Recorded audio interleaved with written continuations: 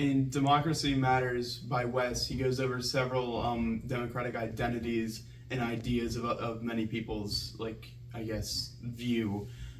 Specifically on page 64, he goes over Bill Clinton's quote of "I feel your pain" and how it relates to, in a sort of way, like the common good of all people.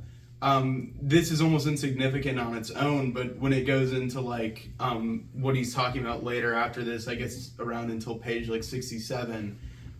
he's talking about how people have this more inward look, this more materialism look, about how really they only care about what they're getting, their own personal life, what they care about, and not really the outward good of all people. And he even, like in the next paragraph, references Howard Dean and how he was kind of pushing this narrative, like very much anti-Bush, which I don't necessarily disagree with, but this didn't necessarily make him win because he's like being vicious towards these people instead of being like, hey, we all got problems, we all got issues, even though we don't agree. We probably shouldn't be polarizing against each other. And especially now in this time, this is kind of a very important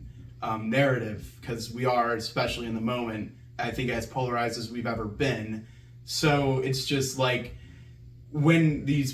people who are in power, these people pushing these messages are pushing this more like bridge social capital in trying to like,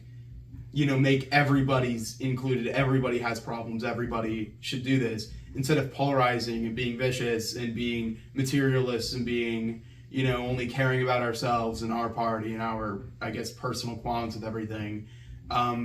We're actually kind of pushing towards the better common good. And I think even though that quote was very much small and it's like, I guess just like four words on a page, I think it really relates to his